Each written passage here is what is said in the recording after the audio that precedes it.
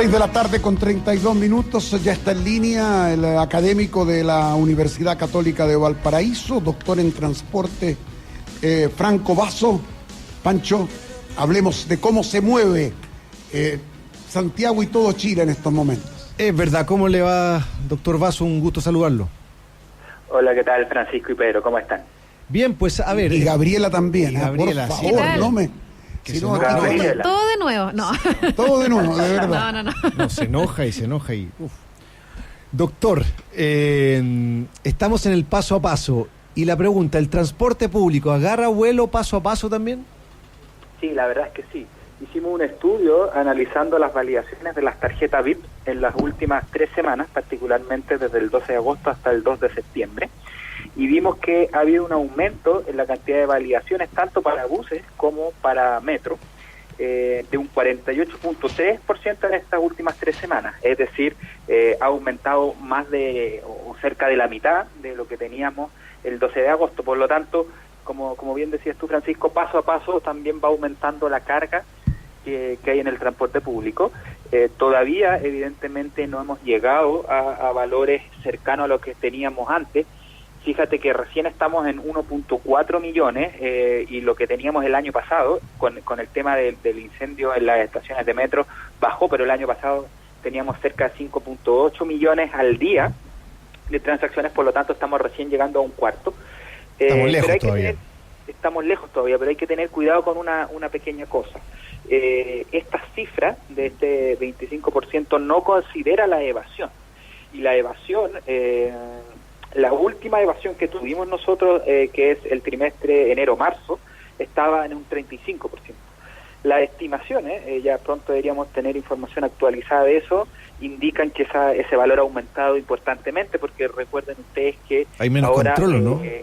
No solamente hay menos control, sino hubo un cambio operacional tremendamente importante, y es que ahora las personas no entran por la puerta de adelante, entran por la puerta de al medio o de atrás, y deben acercarse hacia adelante para poder validar. Eso es para cuidar a los choferes. Por lo tanto, es de esperar que haya aumentado importantemente la evasión durante estas últimas semanas. Por lo tanto, esa cifra puede ser un tanto mentirosa. Pero, de todas formas, estamos todavía a tiempo. No existe los niveles de movilidad en transporte público que teníamos el año pasado. Por lo tanto, todavía estamos a tiempo de implementar medidas que permitan, cuando esto comienza a regularizarse aún más, poder mantener un transporte seguro. Sí. Y dentro de estas medidas hay por lo menos 3... Ese es el desafío, ¿no? Ese es el desafío. Va a ir aumentando el tema del flujo en el transporte público. ¿Cómo lo hacemos seguro? Porque la pandemia sigue ahí, no hay vacuna. O sea, los números indican que va aumentando el número de gente que usa el transporte público, pero la condición sanitaria sigue siendo la misma. Sí, y es tremendamente importante entender que vamos a convivir con el virus una buena cantidad de tiempo. De hecho, hoy en día salió la noticia de que la Organización Mundial de la Salud indicó que probablemente no tengamos vacuna hasta el año 2022. Por lo tanto, tenemos que un buen tiempo más acostumbrarnos a tener todas estas medidas, y el transporte público no es la excepción. De hecho, un estudio que se hizo en Wuhan mostró que una persona fue capaz de contagiar hasta 23 otras personas en un bus. Por lo tanto, existe la posibilidad, si no se toman las consideraciones amplias, de contagio. ¿Cuáles son las cosas que en mi opinión están faltando? Lo primero tiene que ver con la ventilación. Hay estudios recientes, investigaciones recientes, que han mostrado que las situaciones más riesgosas ocurren cuando existe enclaustramiento sin ventilación.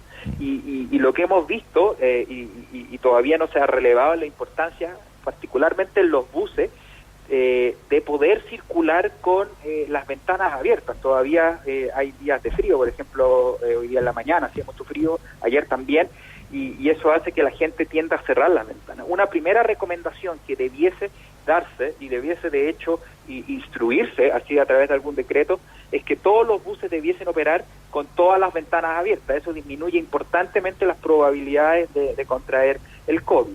Y hay otras 2 medidas que el gobierno algo ha insinuado, pero no se ha avanzado realmente en poder resolverlas. La primera tiene que ver con la frecuencia. En Santiago tenemos actualmente 6.050 buses en horas punta.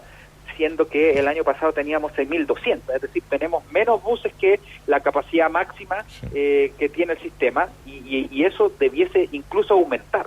Existen posibilidades de tener buses interurbanos que no están siendo utilizados, que puedan ocuparse como clones del metro, y evidentemente eso es algo que permitiría disminuir un poquito los hacinamientos en el metro. ¿Y proyección para este 18 que se viene? ¿Qué debería pasar esos días?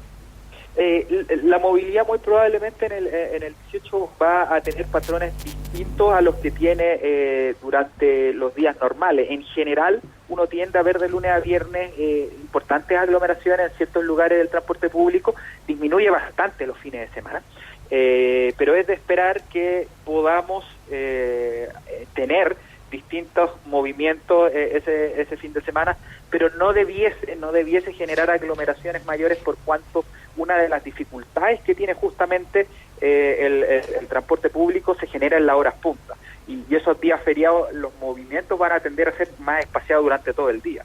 Y de hecho justamente una de las medidas que se requiere para poder hacer esto más seguro, y es la tercera y última medida de las que yo había mencionado, tiene que ver con proponer un ingreso escalonado al trabajo, y que vaya más allá de estas conversaciones que se han dado entre el gobierno y las autoridades, que ha abogado por una flexibilización de los ingresos y los egresos al trabajo. Lo que hay que hacer aquí es una planificación, que obviamente se tiene que hacer conversando con los gremios, conversando con los sindicatos, pero que indique en cada hora cuáles son los rubros que pueden funcionar. Y así, por ejemplo, los empleados públicos quizás que tienen una mayor flexibilización podrían ingresar a las 10, la construcción a las 8, el sistema financiero a las 9, cosa que no todo el mundo se aglomere. Tiene que existir una planificación, pero esta tiene que ser empujada desde el Estado, porque evidentemente el equilibrio económico es que si no se hace nada, todos ingresen y salgan a la misma hora. Gracias, doctor Basso.